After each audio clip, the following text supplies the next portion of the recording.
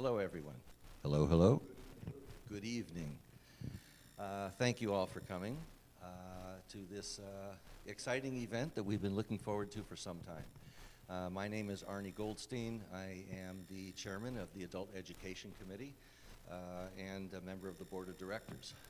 Myself, along with Jane Carlin, who is on our committee as well, has put together a presentation that when we did a survey a few months ago of our congregation on what kind of adult education they were looking for, this was pretty much on the top of the list, which is becoming educated about Israel, current events, and lots on the list regarding social action, social justice, Judaism in general, and today's world, and things related to our congregation in general. We're going to introduce Aviv, Attia. Thank you so much for coming tonight. There are refreshments over there near the donation box, and this seminar this evening is going to be live streamed. So you can go online to templebneitorah.org, and we hope that there are folks out there who are watching. I know I invited some friends who couldn't attend tonight, and it's always fun to do that. We started this live streaming during the high holidays, and we had over 1,050 live streams that occurred. It kind of blew us away how much interest there was out there. We knew there was, but we didn't know the numbers like we do now. I'd like to introduce Randy Kessler from Stand With Us, the organization that handles these kind of events, and we are so grateful for the good work that you and your team does. So without further ado, let me introduce Randy, who will introduce. Thank you, Arnie. Thank you very much. Thank you very much. So one thing I'll mention, since I've gotten very good at doing this when I speak in front of groups, is please silence your cell phones if you haven't done that yet. The second thing is just I want to tell you a little bit about Stand With Us. So I've been running the Northwest region of Stand With Us for the last 2.5 years. So I'll give you a brief overview. We are a 18-year-old organization based in Los Angeles, and basically we exist to help tell Israel's story and connect American Jews and everybody, and American non-Jews, everybody that we can talk to, connect them to what it's like to be an Israeli, to what it's like, to what the story is of Israel and what the story is of the Jewish people, and how all of this comes together. Oftentimes when I say Israel, people go, oh, it's going to be political. Guess what? Not necessarily. And so one of the things I hope can be a key to our success in doing these is that, yes, we can talk about politics, but guess what? What really binds us together, if we're coming here as Jews in a synagogue to learn about Israel, is not the politics. Politics divides us, right? But what brings us together is Israeli innovation. So as much as possible, we want to talk about, be a resource to connect the community in the Pacific Northwest and around the world to Israel, help explain and understand, defend, support, and stand with Israel when it's under attack, also unfairly. So that's a little bit about what we do. I'm thrilled to be here, and thank you, Arnie, for working with us. I hope we can come back many times. I'd like to take a moment to introduce Aviv, because you've heard me and Arnie talking. You really want to hear Aviv talk. So Aviv Attia is almost 26 years old. He is next week. That's right. Happy birthday. No. He he is the he's the most recent of a 10-year program of shlichim, or emissaries, that Stand With Us has brought to the Pacific Northwest. And what we do is we bring these young men and women here to, again, do this educational work out in schools. About 90% of the work that Aviv does is speak in public schools. He's going to Tacoma, Washington tomorrow. How many people do you think are out telling Israel's story to young people in public schools in Tacoma, Washington? Not many. So that's a big part of how we make an impact, one person at a time, one class at a time. So Aviv's been very busy traveling all over the Pacific Northwest. He's been in Spokane, Bellingham. We're going to send him to the Tri-Cities. He's learning how to pronounce Spokane and Puyallup and things like that. But without further ado, Aviv got here end of September. And so one thing I'll mention, then I'm going to turn it over to him, is in addition to speaking to groups like this, if any of you are interested in convening a group of this, a group of your own at a home, at an office, or at this synagogue again, feel free to reach out to us. We'd be happy to. Without further ado, Aviv, tell us about Israeli innovation. Okay, thank you guys so much. I'm holding the microphone just because we're streaming, not because I think it's necessary.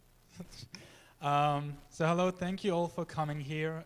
This is so amazing to be here in this amazing synagogue. I'm so impressed. It's really nice. Today we're going to talk about Israel innovation, but before then I'm going to introduce myself, even that Randy gave you a few spoilers. So my name is Aviv. I am 25, not 26 yet, 25 years old. I born and raised in Tel Aviv. I lived there until the age of 6, and then I moved to Ramat Gan, which is a suburb of Tel Aviv. I don't know if you know Ramat Gan. And then 5 years ago, I moved to Herzliya, and I started to study in IDC Herzliya, which is the college over there. I did my first degree in political science and sustainability, and I involved with Stand With Us when I started college, about 4.5 years ago. So in Israel, we have a fellowship program.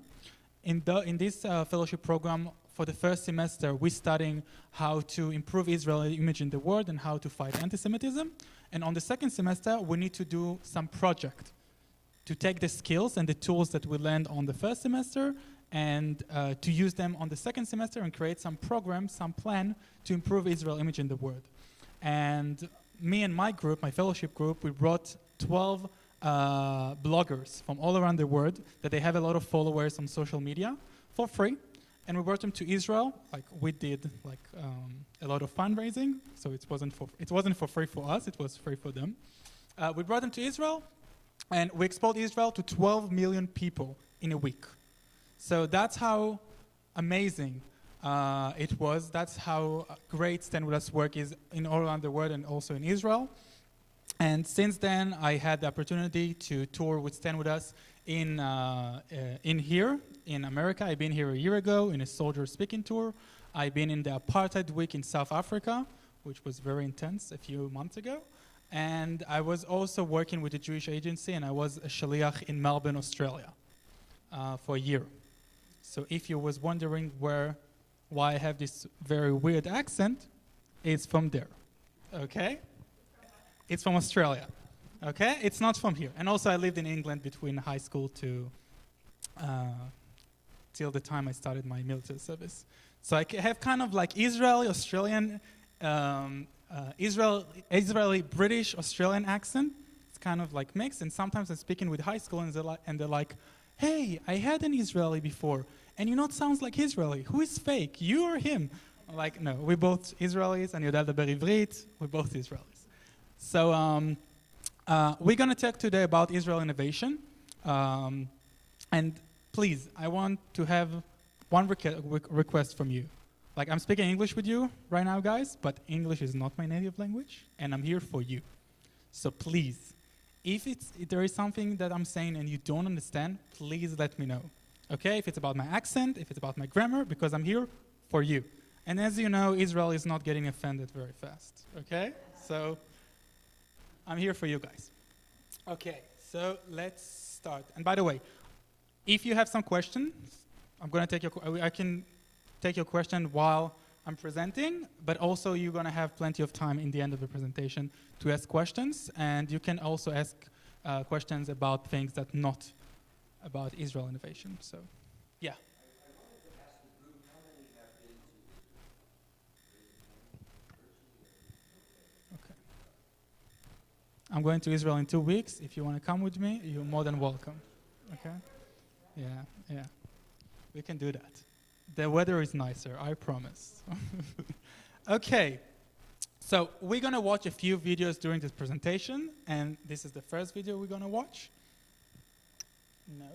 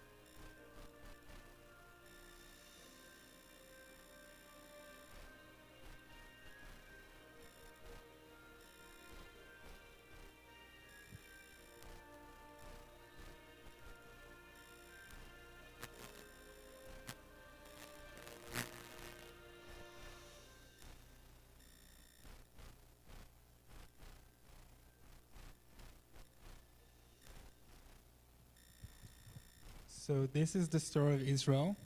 I'm presenting like about 3-4 times on average every week, and every time I'm opening my presentation, no matter what it is about with this video, and I'm always inspired every time I'm watching it and it's only 40 seconds video, and it's just amazing how like great we did that we invaded Israel.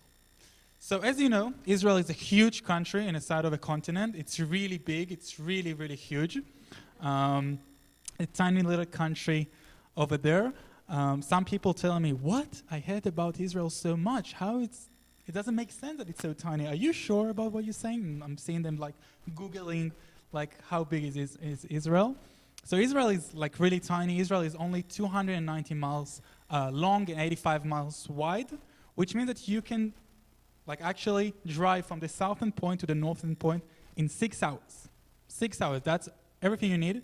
I'm driving to Portland about for a week every month, and it's taking me about 3.5-4 hours, which means that I'm doing about crossing more than half of my country during that time. So yeah, some personal fact about me, the thing that I like the most about my country is that from Eilat, from the southern point until Beersheba, it's the Negev, which means that it's just a desert, like little Nevada, and Eilat is like little Las Vegas, but Vegas, it's better, like I admit that.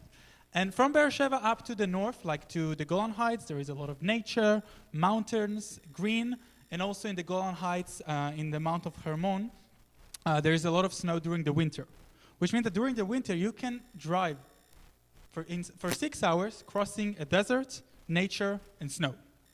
Here in Washington, you can drive for 10 hours, you will see exactly the same view. Okay, so that's one of the things that I like. That's the thing that I like the most about my country. And let's do some background about Israel and about the Jewish history. So the Jewish people, all of them lived in Judah 5,780 years ago. Okay, that's when the Jewish story started. Everyone lived in Judah, and 1900 years ago, the Roman Empire took over the Middle East, including Judah. They expelled all the Jewish people to all over the world, to the diaspora. And then, about 150 years ago, Theodor Herzl created Zionism, and he started this liberal movement, asking the Jewish people to return back to their grandparents' homeland and to establish a new Jewish state. And we all know the story. And in 1948, in May 14, 1948, we declared independence, and we established Israel. Now, as I showed you, Israel is a really, really tiny country, but we have a lot of innovations in Israel. Someone want to read? Yeah.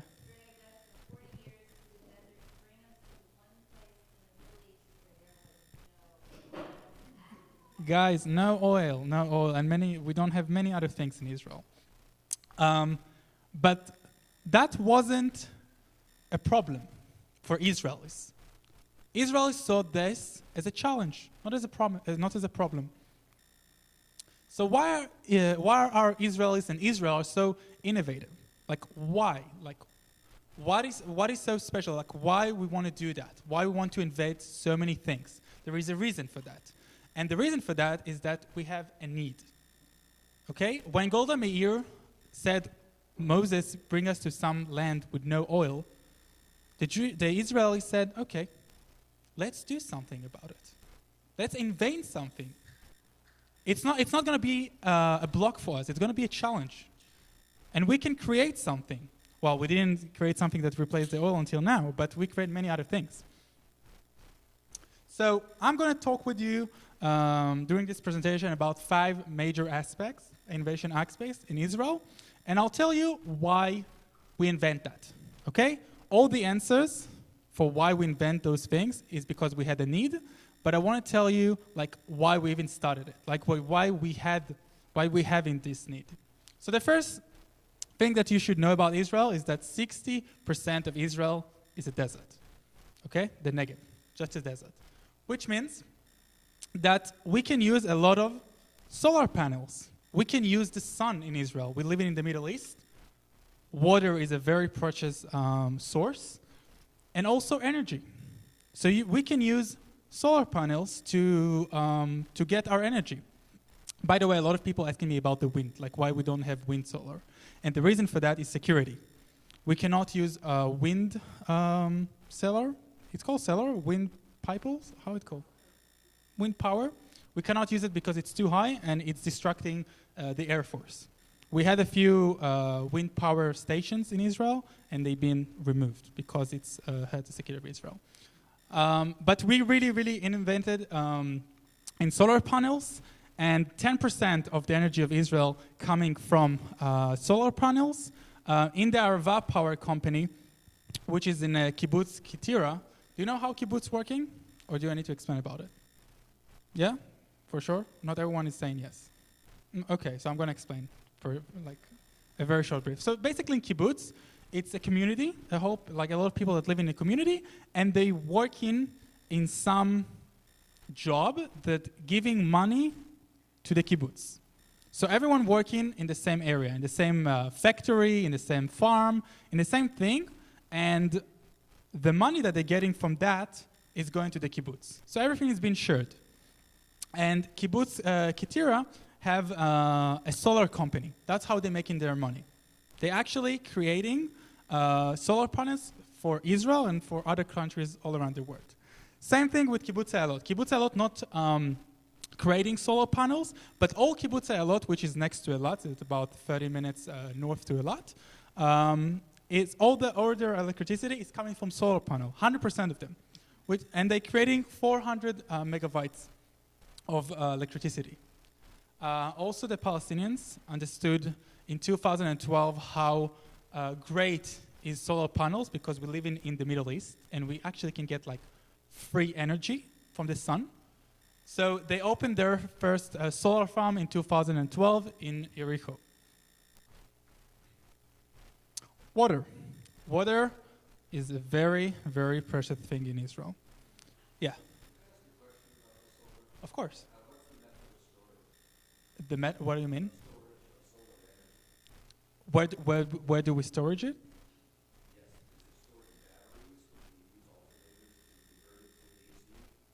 So I actually don't know, and I don't want to give you an answer if I don't know.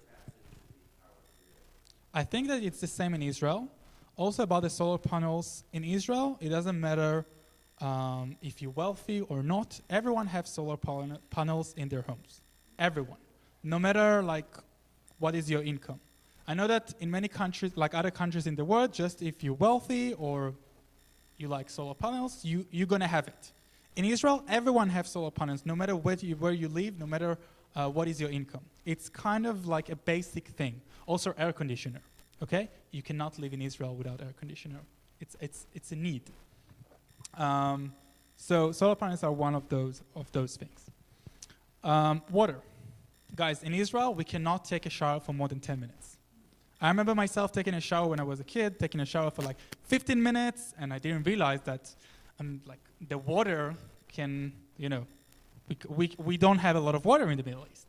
And my father was like knocking on the door, like, Aviv, get out. Like, Dad, stop. Like, there is a lot of water. I can see them. They're coming out. It's fine. Just don't worry. We have enough. I was like, we don't have enough, and also it's costing me a lot of money. So in Israel, we had something that called like steps, or probably you have it also here in America, that there is some amount of water that you can use, and if you're crossing this amount, you're paying double and even triple. So it's very different, and most of the people, when they're giving a birth to a child, they go into the Ministry of Water in Israel, and they're signing the child as part of the people that living in the house, because then the limit is getting higher. And that's why so many people go into the Ministry of Water, not because they want to, just because they want to make sure they're not going to pay more money, which makes sense. So 60% of Israel is desert, and we don't have a lot of rain in Israel, not at all. And actually, since 1948, since we declared independence, just half of the amount has been falling. We don't have rain in Israel at all. And also, Israel is the world's biggest, it's such a hard word, desalination technology, which means that we take in water from the ocean, we take in water from underground, and we use it. We use it for drink, for shower, for everything. And we sold, and I'm going to talk about it a little bit later, we selling those technologies to all over the world. And it saved a lot of lives of people, because think about it. We are a very innovative country. We live in the Middle East, but there are some countries that don't even have one source of water. Most of them are in Africa. And those innovations, those technologies, saving their lives. Because, guys, it doesn't matter how powerful you are and how money do you have, you cannot live without water. Same thing with Israel. It doesn't matter how powerful we can be, without water we cannot exist. And because we had the need, we invented those things.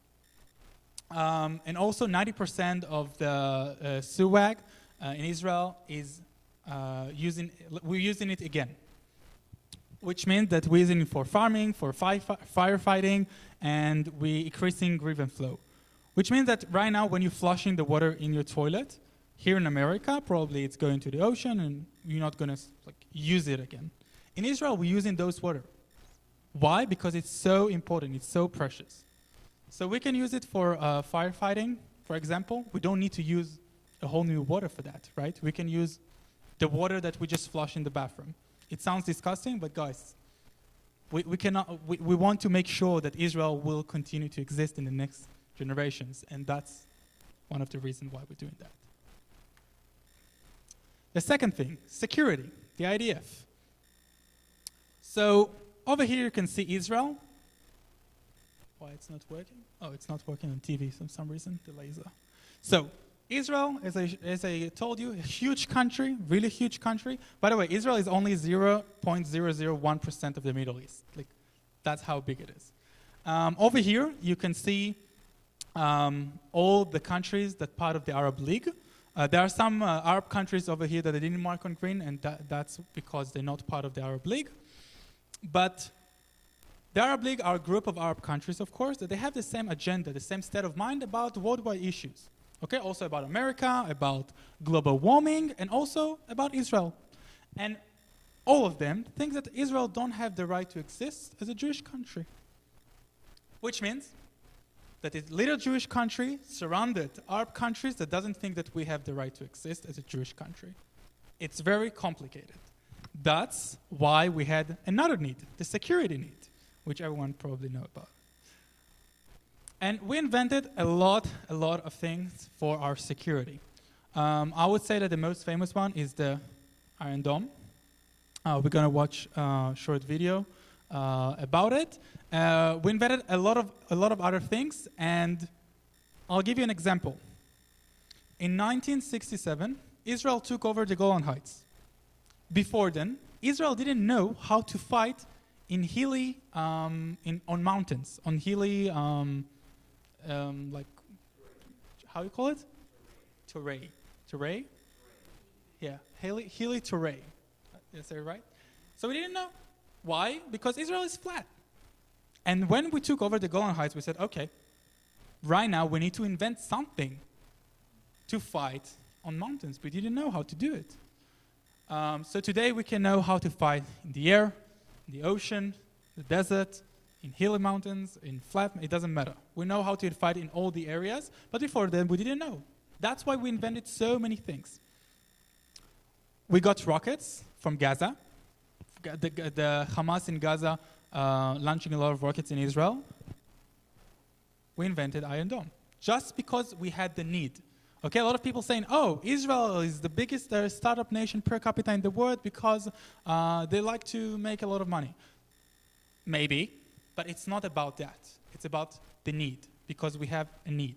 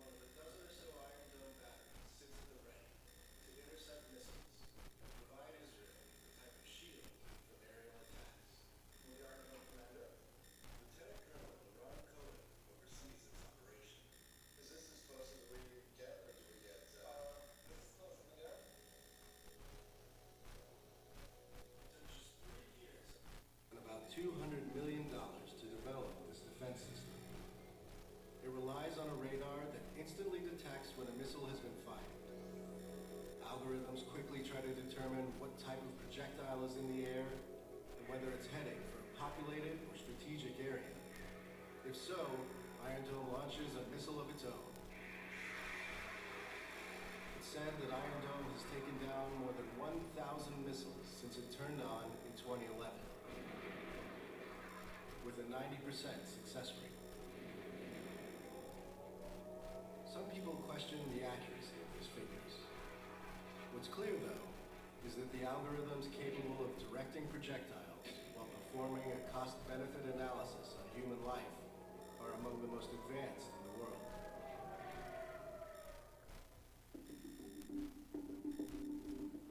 This network of launchers is highly mobile and constantly on the move.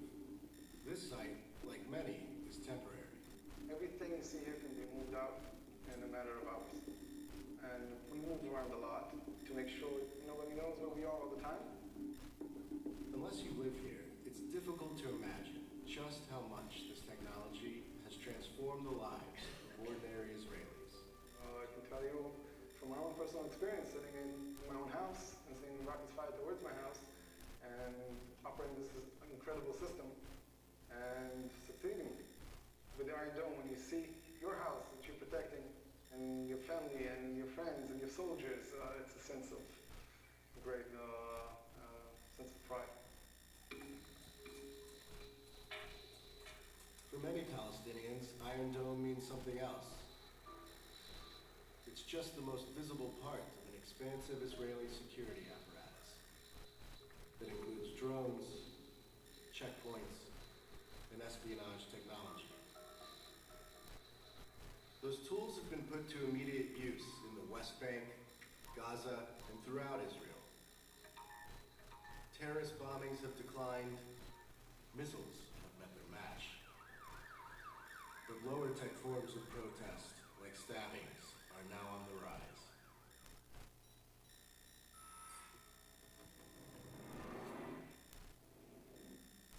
By the way, this is a video from 2016. No more stabbing, okay?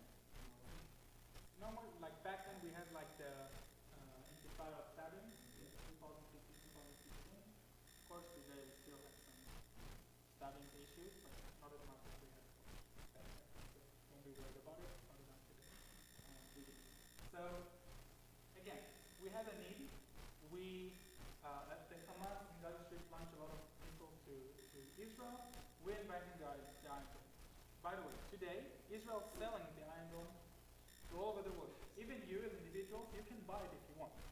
And the country that bought the most Iron Dome is India. Okay? India bought more than 100 Iron Domes to their countries, and they just spread it all over the world, mostly with Nepal. The Iron Dome is great, and right now, Rafael, which is a company, it's like a military company that invented Iron Dome, trying to invent right now a new Iron Dome. Why? Because when they invented that, it was in 2012. And they invented it in 2009, but they first did it in 2012. And today, they're inventing a new Iron Dome, and the reason for that is that the Iron Dome can keep rockets, but a very low-weight rocket. And in the future, when Hamas will get more money, and they will get more developed, and they could develop like a bigger missile, the Iron Dome would not prevent that. So we're getting ready for that too. So it's not that we facing something, and then we're inviting something to prevent that or to help that us with that issue. We also think about the future. We think what could happen in the future, and we're trying to invent something to prevent or to make it better. The third thing is public transportation. Yeah. Oh, I'm so sorry. Yes. I forgot about you guys. I'm sorry about it. Public transportation. So that's how Tel Aviv looked like in 1909. The first, one of the first Aliyah to Israel. Here's how it looked like in 1909. That's how it looked 12 years after that. No, 13 years after that. That's how it looked like in 1948. And that's how it looked like today. Okay? When I see this picture all the time, I'm like, ugh, take me back. No, I like Seattle, don't get me wrong. The problem with Tel Aviv and with other cities in Israel is, just think about it. Get into my grandpa mind for a second. They didn't want to build nice houses and nice roads and to develop a nice public transportation because they said, okay, 6 nations, 6 powerful armies attacked us a few times in the Independence War and in 6 Days War. Saudi Arabia, Lebanon, Jordan, Egypt, Iraq. 6 powerful nations with 6 powerful armies attacked us. Probably we're not going to stay here for very long. So we don't want to invent great public transportation and great roads. We don't want that. That's why the public transportation in Israel is really, I will try to use a nice word, it's not good. Okay? It's not good. But I understand where it's coming from. I understand why it's not good. Because a lot of people are afraid that we're not going to stay there. So they said, okay, we're not going to invest our time and money in public transportation. Also, the population of Israel increased in the last few years like really high, and we didn't expect that. We thought that we're going to be in Israel, that the population of Israel not going to cross the 6-7 million people. Today we have 9 million people. We didn't know that. And we weren't prepared for those things, and that's why we don't have a good public transportation. But what we do have is ways and move it. Okay? Again, we had a need. The public transportation in Israel, it's not good. Right now, it's getting better. I admit that it's getting better. The roads are way better than the past. Even I, that I'm very young, I can tell that it's getting better. My father is like really impressed. But I remember when I got my first driving license, it was 9 years ago. I didn't like the roads in Israel. And I see right now that it's way nicer to drive, let's say, between Tel Aviv and Jerusalem. It was a nightmare back then. Today, it's really easy and really comfortable, especially with a bus. With a bus, you can get between Tel Aviv to Jerusalem in 45 minutes. And there is a special line just for the bus that's going between Tel Aviv and Jerusalem. No stops in between. It's amazing. We didn't have it like 3-4 years ago. It's all those things that I just told you are new. And also right now we're building the metro system. They said they're going to finish it by 2020. And now they say they're going to finish it by October 2022. Let's see where we'll go. When we're going to get. What? So is there a train from Ben Gurion to Jerusalem? That's right. The only thing is that people asking why between Ben Gurion Airport and Jerusalem there is only about maybe 25 miles, and there is only train right now, 71 years after Israel invented. Like, it's a lot of time. We don't have a train. We don't have train between Tel Aviv and Jerusalem, a direct train. You need to change the trains in Ben Gurion Airport. Why? It's 2 major cities in Israel. But the reason for that is that no one really cared back then about it. Everyone said, okay, we need to defend our home. We need to defend our country. We need to invent those things. We're not going to spend our time and money inventing public transportation for our citizens. And also, we didn't complain because we understand those needs. But there were some genius people that invented those two amazing apps that made my life really easier. So I'm going to speak firstly about Move It. Move It actually offering real-time journey planner for your mobile, which means that I can right now be in the bus station and track where the bus is, like how long the bus is going to get to my station. There are actually GPS installed in all the buses and trains in Israel, and if there is a delay or something like this, we can get a notification with this app telling us where the bus, where the train, and also it can create for us the fastest journey to our destination, which is very, very convenient. Because I know that a lot of people today using Google Maps. It's a very old application. It's from 2009. But today you have Google Maps and you have many other applications, but not all of them actually showing you real time. there was many times that I was waiting for a train or for a bus, and it didn't come. Because, I don't know, there was an accident, there was something, but I didn't know that. And I was waiting and waiting and waiting. Movie telling you the real time of where the bus or the train located. Waze. Do you all know about Waze? Amazing app. By the way, I use in Waze all over the world, and I can tell that in Israel it's actually working the best, like more than here. Sometimes here in America I'm getting some alerts, and I'm like, okay, there's no police over here, there's no car standing on the side. But in Israel it's working great, and it's also getting better and better in all around the world, not just in America. And in Israel we call it Facebook of the roads. Why? Because Waze said, okay, we want to make sure that Israel is, because we don't have good public transportation, and because most of the people in Israel have car, a lot of Israel is like driving to their work or like to other destinations.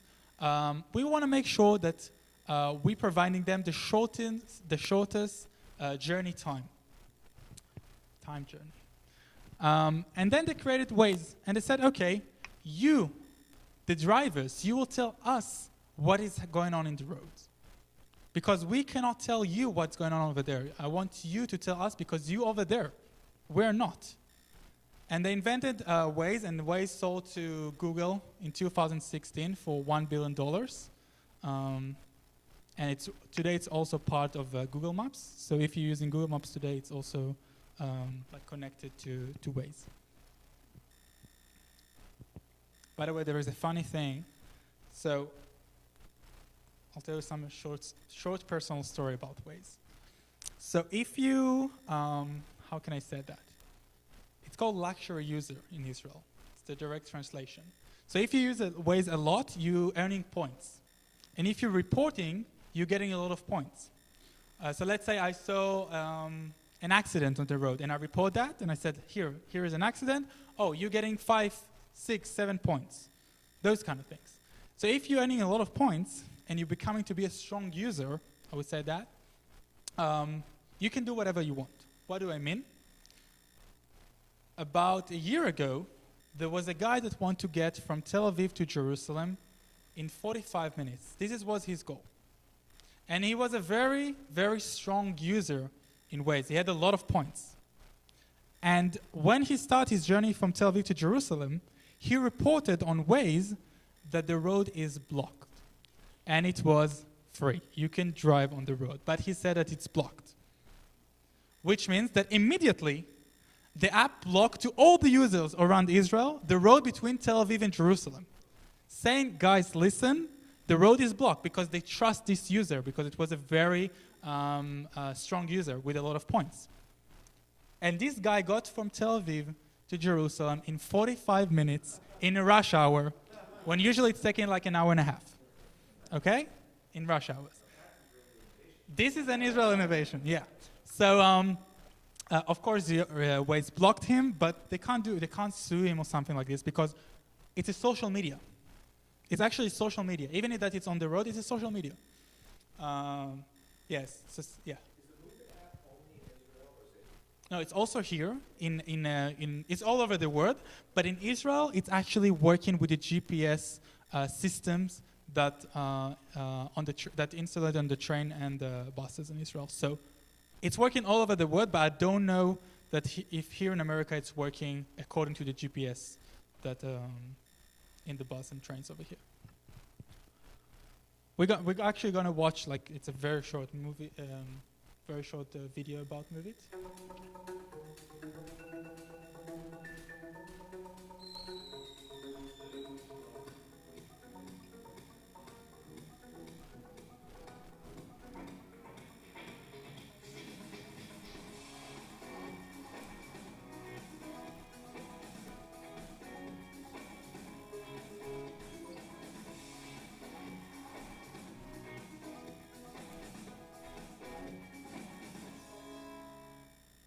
So that was a video from New York, I think.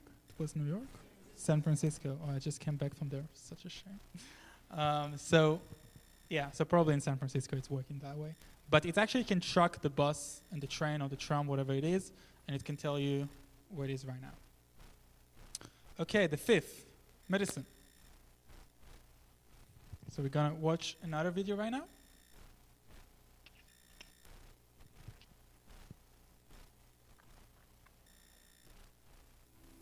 Sometimes it feels like science fiction, but Israeli innovation in the medical equipment industry is very real. Every day, Israeli scientists, researchers, and developers are changing the world of medicine and pushing humanity towards a better future. Fully robotic surgeries, radical neuroscience treatments, virtual heart simulations, helping disabled people walk and blind people see, non-invasive diagnosis and treatments, advanced solutions to challenges faced by hospitals and operating rooms. To be at the heart of everything, Israel is the place for you. Tourists come to Israel to see the past, and executives of multinationals come to Israel to see the future. The ecosystem and the know-how that has been established in Israel makes Israel very attractive both for research and taking ideas from the benchtop into bedside. Israel has a strong reputation as a global hub of innovation and entrepreneurship. This is in large part due to the strong leadership and support the Israeli government provides to the startup ecosystem. You get access to the best minds you can find with the passion and the mood of the startup nation, something that you cannot find in other places in the world. We're trying to transform the spine surgery from art to science. We're focusing on healing through innovation.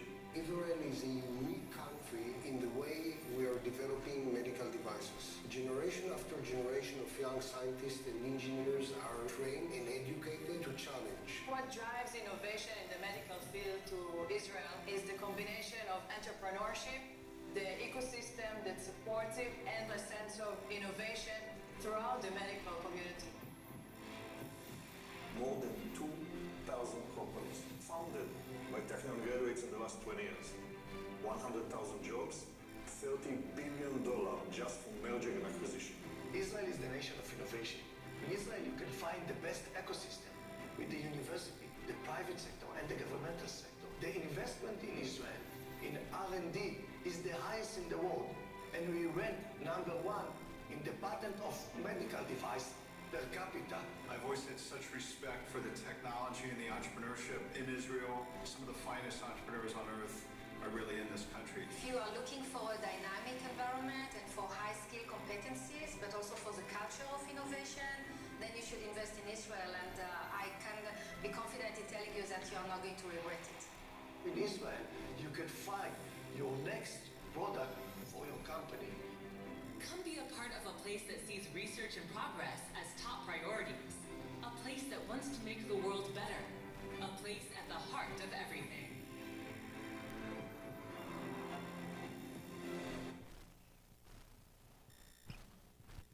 By the way, this is how Israel accent sounds like. Okay, not this, that. So yeah, I want to stop and to speak about this amazing field, this pill. Are you all aware about this pill? Yeah? No? Okay.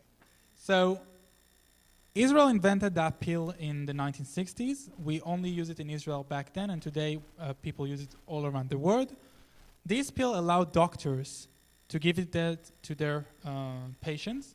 They swallow it, and they can see what's going on inside their body without a surgery. Okay, which means that right now, you can get a medicine for, if someone is ill, someone can get a medicine easily, setting up especially for him, just according of what this pill showed to the doctor, that it's a problem. And many people in the world saved their life, like this invention saved a lot of people lives all around the world because they didn't need to do a surgery. A lot of people today dying, like all the time, dying for doing surgeries. And a lot of people also doing surgeries and they don't need it, just because the doctor didn't know what the problem is. And with that pill, you can check easily and immediately what is the problem. So that's a very something that I'm very proud always to present to people. And also Israel bring medical innovation to the world stage in areas of cancer, AIDS, Parkinson, and many more. A lot of countries, a lot of other nations in the world saying, oh, listen, we cannot find a cure to cancer. We cannot find a cure for AIDS or for Parkinson. It's impossible. Maybe we can find some pill that will help with that, but we cannot find a cure for this. In Israel, Israel is saying, no, listen guys, no way. Even that it's hard and even that you think it's impossible, we established a country, it was just a desert. 6 nations fight against us, and we established this country. Maybe we can also create a medicine for AIDS or cancer or many other horrible things. So Israel bringing those things on stage. And by the way, there was just an article I read this morning that Israel is inventing a cure for AIDS, and they tried on a few people, and it's showing like really high success. And probably in 2021, they're going to do a huge experiment here in the US. So those kind of things. And in Israel, there are more than 1,000 companies in the area of medical. And the last thing, which is also my favorite, Tikkun Olam. Do you all know what Tikkun Olam means? To make the world better, to make the world a better place. And this is why this is something that relates to Judaism, not just to Israel. 75% of the population in Israel are Jewish people, but Tikkun Olam is something that belongs to all of us as a Jewish people. And that's one of the things that I'm most proud of, to be Jewish, not Israeli, to be Jewish. That we want to make the world better, no matter for who. We just want to make the world better. It's not just for Jewish people. We just want to make it in general better. So Israel Beyond the Borders. We're sharing our technology for free with third world countries, especially in Africa. I mentioned that when we talked about the water aspects. Israel sharing the technology, the water technology, with many, many countries that have no water sources. And we're saving that way a lot of lives, a lot. And by the way, there are a lot of young babies and that named Israel just because the babies has been born, just because Israelis came to that little town in Africa and they brought this amazing water technology, and they made sure that the people that live in that town having a clean water. Also, we're sending a lot of delegations in any emergency situation, no matter where. Which means that right now Israel even provide to Iran, I'm not kidding, even for Iran, help if they're having an emergency. Why? Because we can do it. And especially because back then, we couldn't do it. 71 years ago, we couldn't do it. We couldn't provide help to anyone. 80 years ago, everyone chased it after us. It wasn't the great time to be Jewish back then. And just because today we can, we're doing that. Just because Tikkun Olam. Also, our neighbors, which is this is kind of like a strategy. It's not about innovation. Our neighbors see that, hey, Israelis, they helping to countries from all over the world.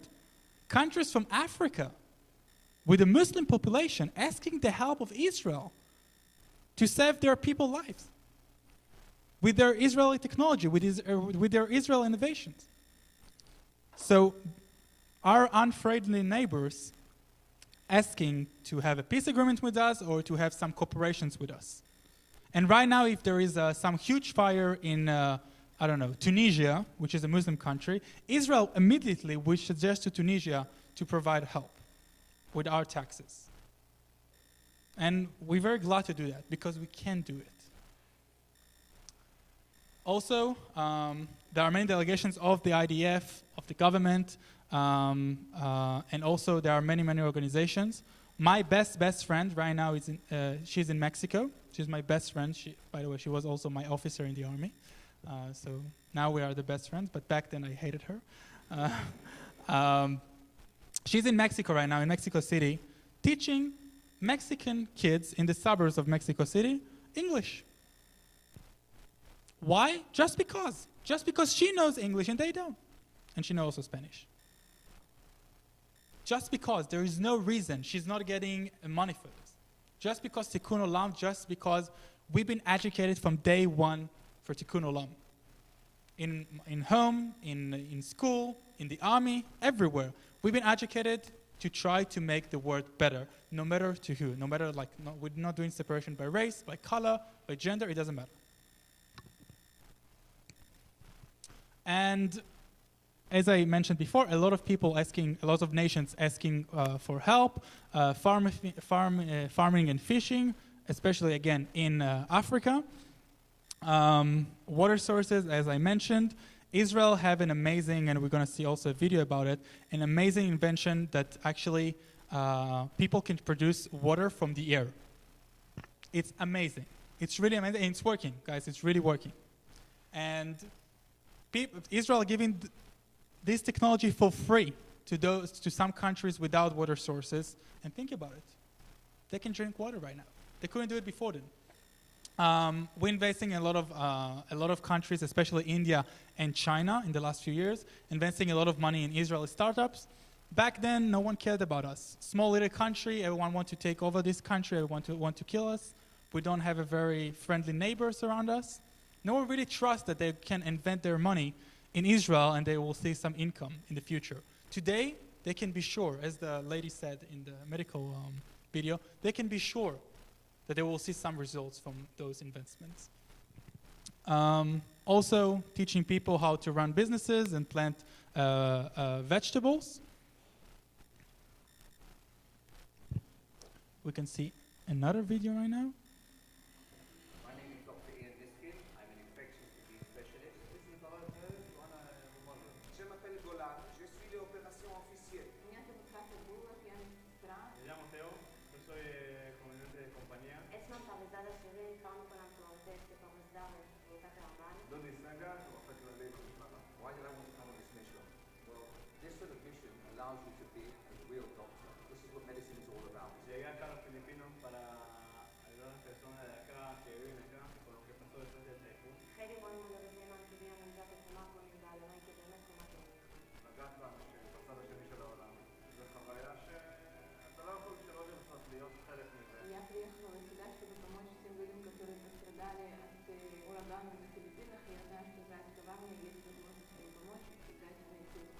أنا اخترت الانضمام لهذا التغيير معالجة مساعدة الفلسطينيين وتمثيل جيش الدفاع الإسرائيلي. Pour amener une aide pour la population de Gogo et la Philippine. Et pour amener aussi des espoirs.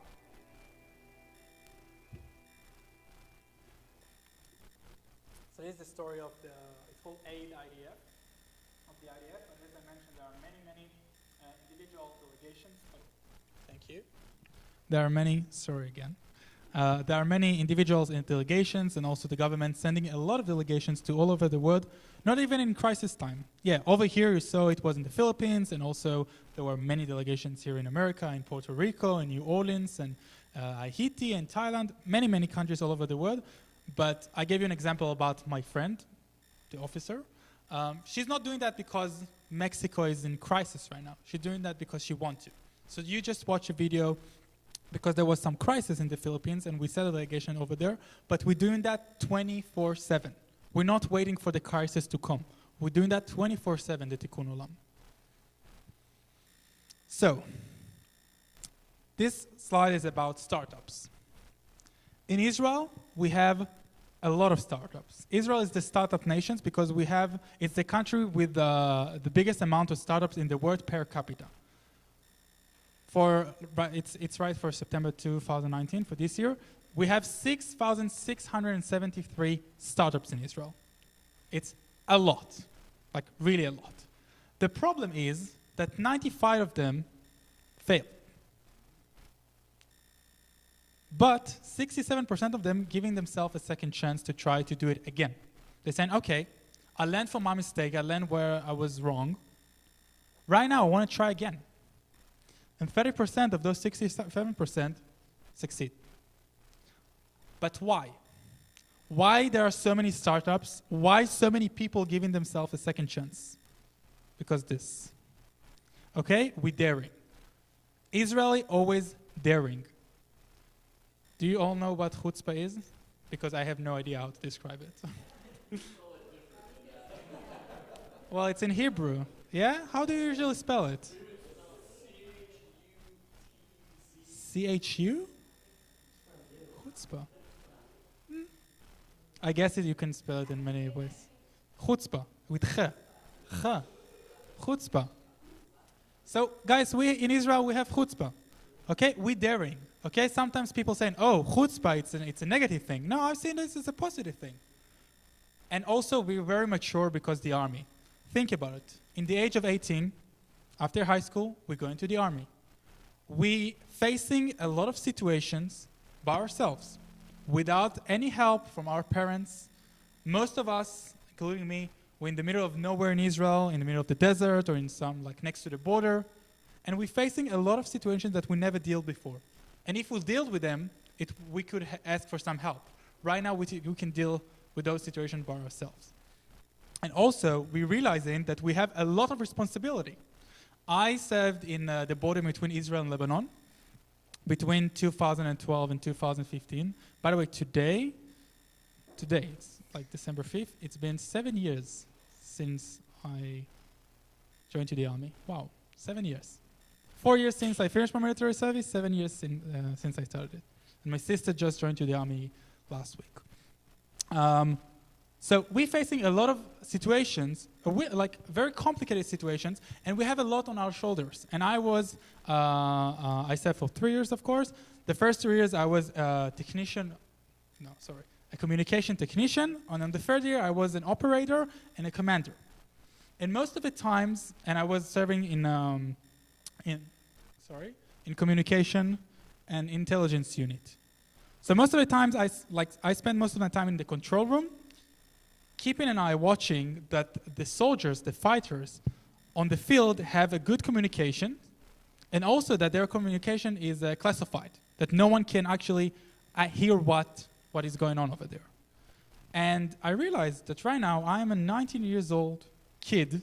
A year ago I was in high school studying history and English, and right now there are 19 soldiers, because in my unit we have 19 soldiers that we're doing those operations, on my shoulders. Their lives are on my shoulders. And it's really, really scary, but after a while I got used to it. And then when people finish their military service, they're daring. And that's why we have so many startups, and that's why 67% of them trying again. Just because we've been facing those kind of situations in the army. We've been forced to face those situations in the army. So we're daring to do that after the army. And that's why so many Israelis are very mature. Like, sometimes I'm talking with people from all around the world. I'm saying, hey, I'm 25, but in my head, I'm 30, 35. Okay? You are 25, and you're thinking like a 25 years old man, woman. And it's not that I'm trying to say, hey, listen, I'm better than you. No, we live in a different reality. I born to that reality, and you born to that reality. Immigrations. So, as I mentioned before, today 9 million people live in Israel. 75% of them are Jewish, and the immigration is encouraged in Israel. And many olim in Israel that coming today, most of them, unfortunately, is because anti-Semitism. A lot, especially from Europe, not from here, from America, but it's starting to be, unfortunately, from here, from America too. They're coming to Israel, and they're already educated. So when they're coming to Israel, they're already going to work in high tech and many other amazing companies, and they doing more Israel innovations. And the people that coming from third world countries, Israel giving them a free education to give them something to live for, which means that they're going to study degree for free, guys, for free. Israel giving them that for free, and then they can go to high tech and many other companies and to work there and to invent more things. And that's how Israel pushing people to invent more and more things. By the way, a lot of startups in Israel don't pay tax. That's one of the reasons why a lot of people opening startups. And if an Israeli startup buying another Israeli startup, they also don't pay tax. But if another company from abroad buying an Israeli startup, they're paying a lot of tax. A lot. A lot. So this is the last slide. So just a conclusion. Israel ranked on the 5th in the world in innovation. And $6.47 billion raised for startups in 2019. This is the right number for September this year. 12 Nobel Prizes. $6 billion foreign capital investment in 2019. Guys, this is amazing. Okay? Before 2000, I guess that the number was less than 1. A lot of countries didn't think that Israel can... They saw that Israel is inventing a lot of things, but they say, listen, you're surrounded neighbors that don't really like you. You're not going to exist for very long. We're not going to invest our money in Israeli startups. Why? Because maybe tomorrow a missile will come from Gaza and just going to blow this office. It's going to blow the office. And then all the money that I invested go kaput. We don't want that. Guys, this is an amazing number. And it's going higher and higher every year. We have 250 companies, Israeli companies, in the stock market, and 320 international companies active in Israel. 300 of them have R&D centers. Okay, like Facebook, Amazon. Amazon just got to Israel not long ago. Starbucks is coming to Israel right now, again. I don't know how it's going to go right now. Last time it was a failure. Hopefully right now it's going to get better. Also KFC, a lot of, yeah. Guys, for us, like it's Israelis, when we're flying abroad and we're seeing all those brands and fast food, we're saying, wow, America.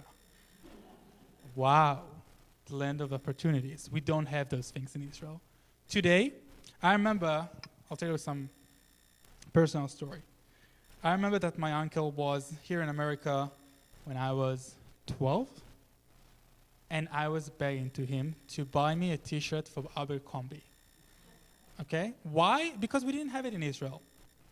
And I remember going to my school with the Abercrombie t-shirt, and everyone were saying, "You've been in America, America, wow." Today, you can find Abercrombie everywhere in Israel. Okay? Why? Because back then, Abercrombie didn't want to come to Israel. They said, it's not worth it. It's a small country, small population. It's a war zone, probably. That's what most of the people think, according to the media. We don't want to invest in Israel. And today, it's going higher. It's raising up and up and up. Okay, guys, thank you very much.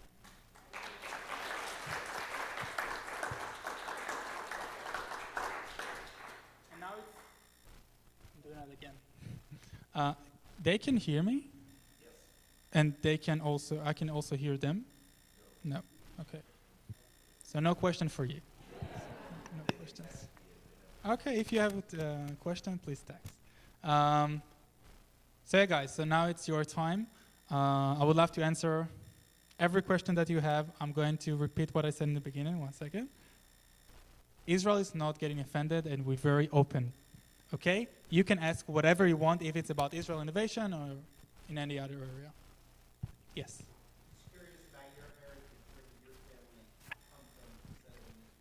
So my family from my mother's side came from Iraq in 1953, and my family from my father's side came from Tunisia in 1951. Yeah. Yes.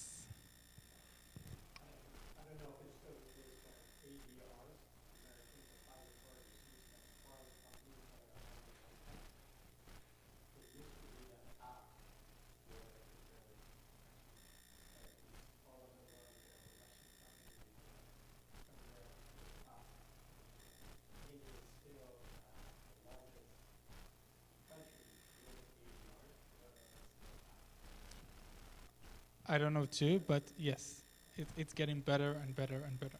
Thank you for that point. Yeah? Israel has the third highest number of, on the NASDAQ. Obviously, the countries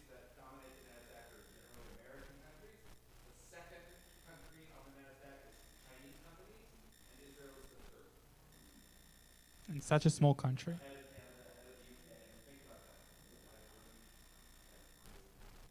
That's why when I'm speaking here with Americans, also not with the Jewish community, and I'm talking with them about Israel, and I'm showing them the first slide that Israel is only 290 miles wide, 290 miles long and 85 miles wide. They think I'm kidding with them. How is that possible? We're hearing about Israel in many areas, not just about the conflict. In many areas, we're hearing about Israel. Like, how does that make sense that it's such a small country? A lot of people are very surprised. Yeah. What are one or two of the most common questions you get From teenagers. So mostly I'm going to high schools, as Randy mentioned. So a lot of people like to compare between American education and Israel education. So I think that's the question I'm getting the most. And also about the settlements. A lot of people asking about the settlements in Israel, how that works, what do I think about it, and those kind of things. And I would say that probably 90% of them don't even know what settlement is. Just hear about it, or they just read about it on social media, on the newspaper, and it's just a word that's right now attaching to Israel. That's why I'm here. Yeah. Yes. I don't mean to bring up, I don't ask you to pick political sides, but there's a lot of dissension in America in terms of politics now, but that's also the case in Israel. How would you characterize the current political climate in Israel this time? Not good. So we're going to have Fed elections very soon. It's just some update from this morning. We're going to have Fed elections in Israel. The situation is not great, I would say that. But this is democracy, and this is what good about it, that actually the people of Israel can choose who is going to be our leader. The problem with Israel, which is that the parliament system that we have in Israel is like the British parliament. We kept the British parliament from the British mandate before May 14, 1948. So you can have in Israel 2 parties, 5 parties, 60 parties, and 100 parties. Here in America, you have only 2. And it's making it quite complicated. So in that case that we have right now, I really hope that we will have the American parliament system, according to what we have right now, because that would prevent the problem that we have. But this is our country, and this is my country, and I like it no matter what.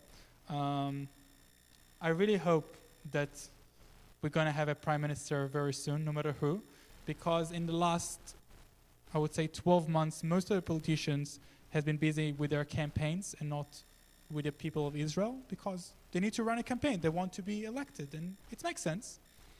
So I really hope that we're going to have prime minister very soon, and people will start to be busy also with the people of Israel. Yes? So are there more discussions about changing the system from the current parliamentary system to something else? And do you think that can actually really happen? So a lot of people talking about it for years. I hear those things since I born.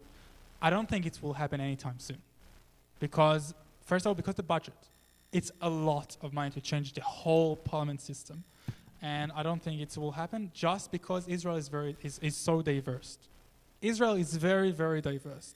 So, of course, you have like any other country in the world, you have the right wing, central, and left wing. In Israel, it's even more complicated than that. You have the Green Party, you have the Gay Party, you have the Orthodox Party, the Ultra-Orthodox Party. You have many, many parties because Israel is very diverse. It's creating a lot of problems, but this is also what is so unique and special about Israel. So I don't think it will be changed anytime soon, but I heard about it like long ago. Yes?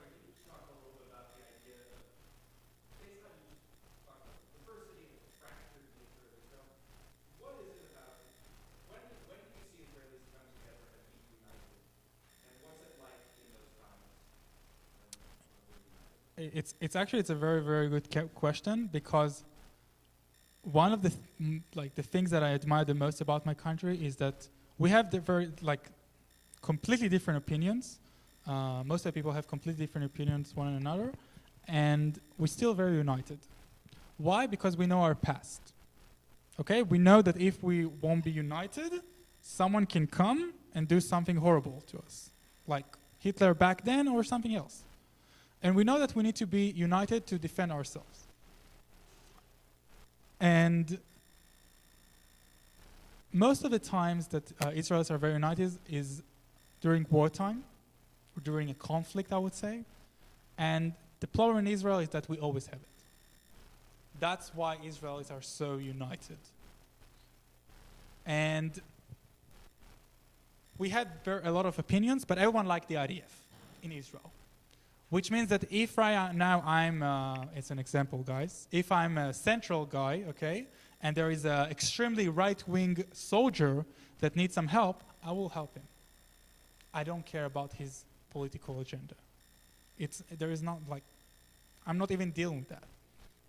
So Israelis are very, very united, especially during war/operations/conflict times.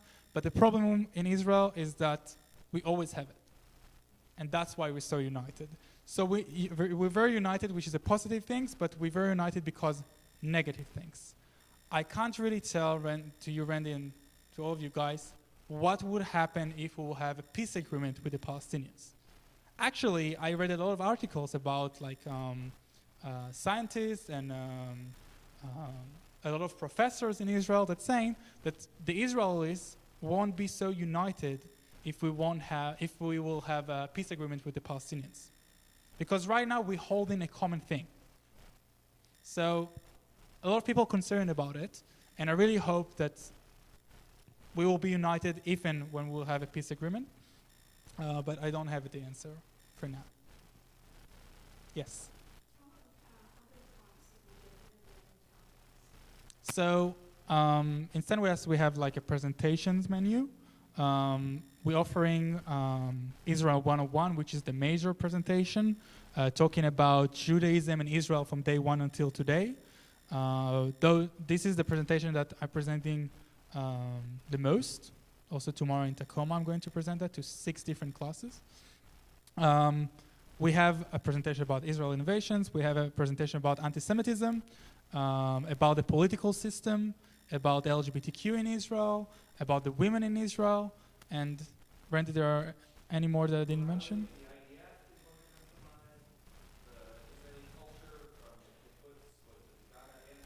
Mm-hmm. Food.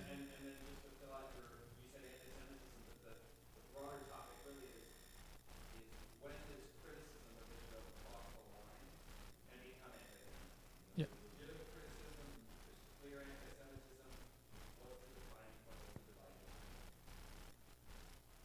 Yes.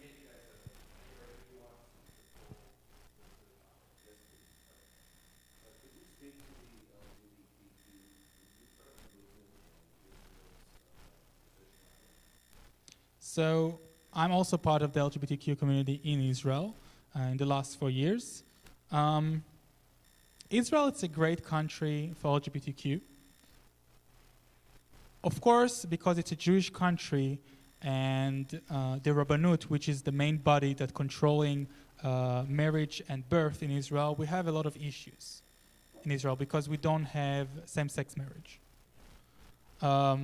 So there are a lot of issues according to that. But because it is democracy, you can be gay, lesbian, you can be whatever you are in Israel, and people will respect you.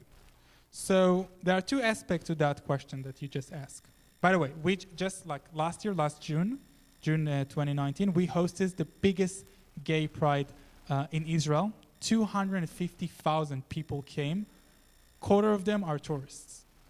Like a lot of people back then were afraid to come to Israel because they saw the things that you guys seen on the news. But then they saw some like videos from the other gay prides that we have in Israel, and they came this year. Also, it's the biggest one in the Middle East because it's the only one. So if you compare it to the Middle East, Israel is a great place to be in LGBTQ. We are the only democracy. But if you compare to the world, yes, we have way to go. We're fighting for justice, we're fighting for equal rights, but if you look on the LGBT community on the 90s and the 80s, according to and you compare it to today it's like way more better. Bless you. We have we don't have full rights, but we have few rights that we didn't have before then. We don't have gay marriage in Israel. Well, yeah.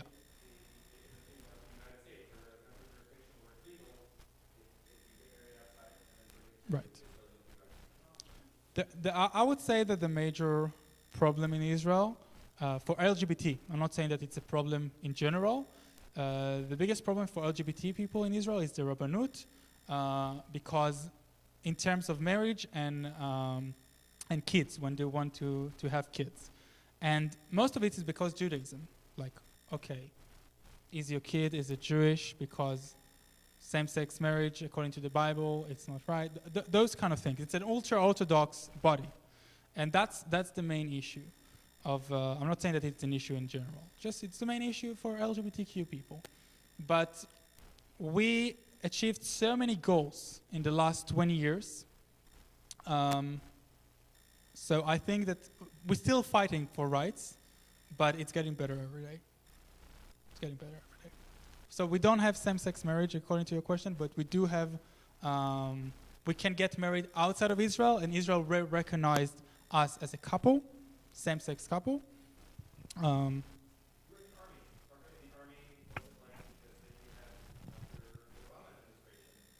Right.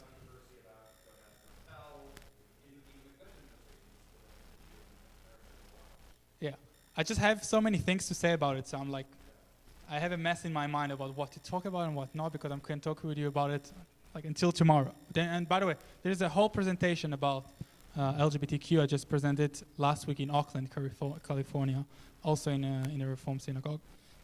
The Americans, there are a few delegations from America that came to Israel to learn how the army treating to LGBTQ soldiers. Because in Israel, we're not doing separation by race, by gender, by sexuality, also in the army. By the way, the army is a whole separate body from the government and from the state of Israel, which means that LGBTQ people, soldiers, have more rights in the army than the citizens. Because it's a whole different body. And it doesn't matter if you're gay or lesbian, you can do whatever you want. And if you haven't been accepted to some role just because you're gay or lesbian or bi or no matter what, the same person can be expelled for that. Expelled or even go to jail. Yeah.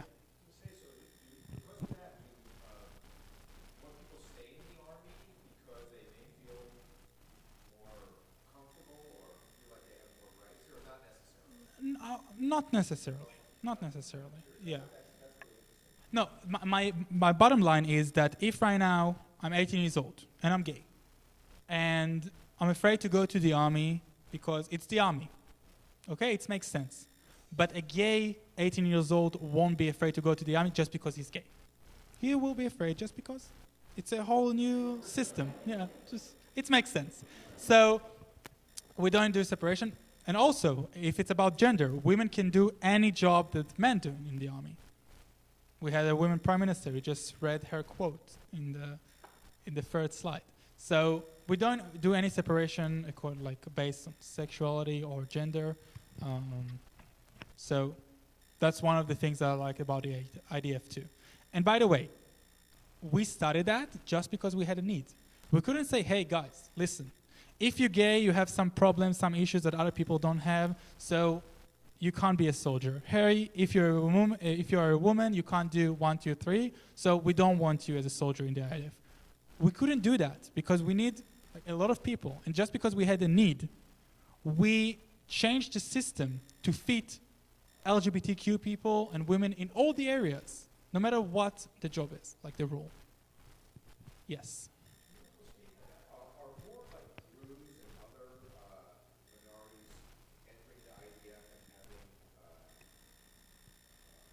service. Yeah. So, as I mentioned before, Israel is very diverse. Jewish people, for Jewish people, it's mandatory to serve in the army. For Bedouins and Druze and Arab people, it's not mandatory. Also for Christians, it's not mandatory to serve in the army. And a lot of them serving in the army. 100% of the Druze men population serving in the IDF. 100% of them. And it's not mandatory. Most of them, and I don't know the exact number, but I would say that at least 90% of them going to combat units. They don't want to, I don't know, to be in the control room or to do something in the office. They want to fight. Because in the Druze culture, they have the belief that if they're living somewhere, they need to fight for the country that they're living in. So right now, let's say if the Druze were living in, I don't know, Jordan, they will fight for Jordan. Not because they believe that Jordan is amazing, just because they live in Jordan. This is part of their beliefs. And yeah, so a lot of Druze are serving in the army, and most of them are fighters. I would say even all of them. And it's not mandatory for them. They're spending 3 years of their lives defending a country. That it's not even, I would say, like, I don't know, like part of their nationality. We don't have anything Druze in our nationality. More questions? Yeah, okay guys. Thank you so much for coming. You are more than welcome to take swags. I thought we're gonna have also kids over here, but if you have kids or grandkids, you can definitely grab a few and bring them. And if you have more questions, I'm here, including you guys. Thank you very much. Wonderful.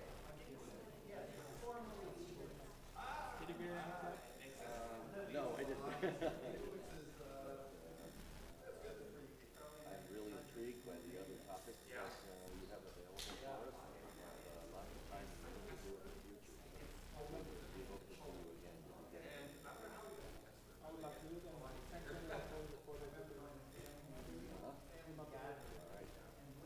We also offer that while you're in the Seattle area, if you need any help or anything, feel free to reach out. So, do you know Ken Mazel? He was years ago, and I like 9 years ago. yeah, well, and it's really, I still follow Ken on today he's really well known. He's really incredible. And he started here, Yeah. So, and I remember hearing him speak on the Commercial Island Community Center. And I was going to ask you, we've come to this over the years, and folks like you are, saying how, boy, I've been going to high schools, and it's been bad. What the kids know, and and I remember, I think I in particular remember him, but then maybe it sounds like it's a little bit better than it was, or how do you feel? I'll tell you what, I feel that more people don't know anything about Israel than know bad things about Israel. Yeah, that's interesting. That's so interesting. Yeah. But today, I'm kind of afraid of that because today on social media, every kid has a smartphone in their pocket, and they can get messages and videos, BDS, people that aren't in Israel. Also the mainstream media. Yeah. For everybody, especially in Seattle, CNN. That's why I'm here. Yeah. That's all Seattle. they see. There is a huge propaganda, like anti-Israel propaganda going on, especially like according to high school students. And when I'm mostly going to high school campuses, and mostly I'm talking with 10, 11, 12 grades, just because they're going to go into college and university very soon. And that's probably going to be the first time they're going to face anti-Semitism or BDS. And I want to get them prepared. So if I go to campus, they already have kind of state of mind. So that's why I'm going mostly to high school. I don't know to do the comparison between now and back then, because I wasn't here. But I would say that a lot of people open minded, like way more than I thought. had so many like crazy questions. Like, do you ride it on camels? And do you have soldiers like all over the street shooting people? You know, those kind of things. Right. I can't blame these kids because that's why they say. Well, it's good that they ask the question, right? Right. I mean, it's better they ask the question than they just I got a lot of letters. I got only two letters this morning in my mailbox from some students that were in my lecture. They said, listen, you changed all my perspective about Israel. I thought like Israel is a war zone, or that women in Israel are not allowed to drop. Those kind of things. Right. Because of the Middle East. Right. And the opinion that the Middle East it's a country. Right. So Yeah, well, it's amazing to me, like, you show that picture, the diversity, that's the thing, people don't understand. People love There's white Israelis, there's black Israelis, there's just everything, and it's just unbelievable, and it's... the unity is much better than the United States. We can have people of different political beliefs. We cannot sit at What I love about Israel, we have and we would be able to, but other people I've been would invited not to be. pro-Trump in the like events. We What don't I have love- pro-BB. What I love about Israel is because we host, usually we have some Israelis often stay with us in the summer because they work. What I love about Israel is they take you as you are. It's just like what you are. You're tall, you're short, it's whatever. That's right. It's all okay. It's And just I because we really know like this. Just we know it's because we know where it came from. Yeah. And we know that if we won't be like it. Yeah. And we sometimes have three at a time in the house. Yeah. Why? Like why they calling him? They're The JCC, they're counselors at the JCC. They're like counselors at the community center on Mercer. Yeah, I've been there a few times. Yeah, yeah. So they come and work for the entire that was hilarious. And so we've hosted for years. And actually, we're going again to Israel in February, and we're going to 2 weeks. But how are we going to see everybody? I want to Just ask. have a meeting with them. Everybody comes where we are, and we're going for weddings. But I want to ask you, this is really basic question. What's your favorite restaurant in Tel Aviv? Where are you going to be? Well, we'll be in Tel Aviv, then we're going to go up to Galilee.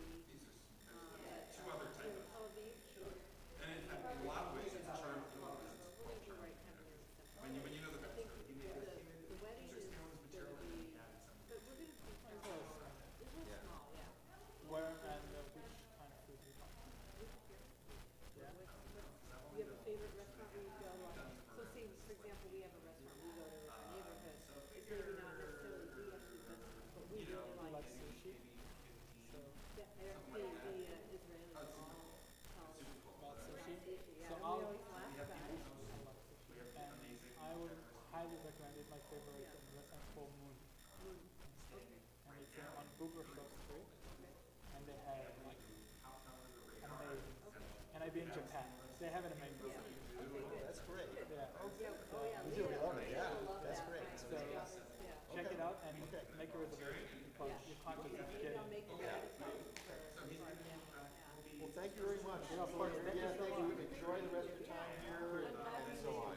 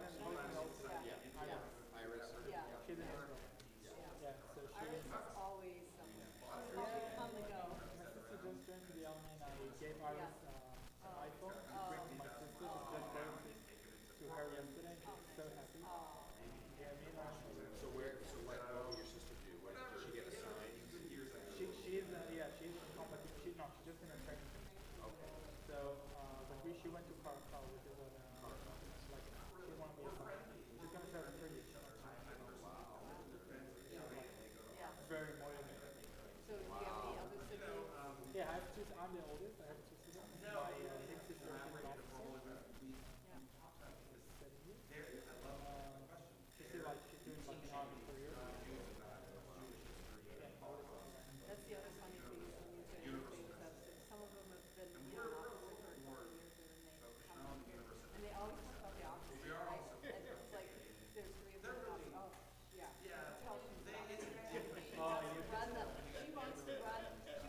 the elders what to do, she tells us, which is fine. You can definitely tell. Yeah, it's like, It's kind of like it's the dynamic. Yeah. It's like, thank you so much.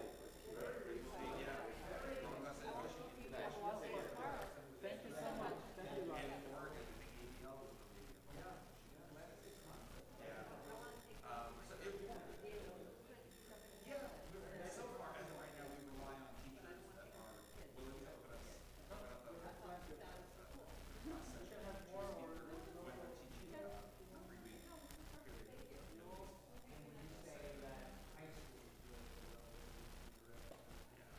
We'd love to get on. Well, we do a lot as an organization. We do a lot on campus, but Hey, going back home to for a couple of University of Washington, for example, we have done not so easy to show up. You have to have people. Yeah, and again, campuses are a little different because they are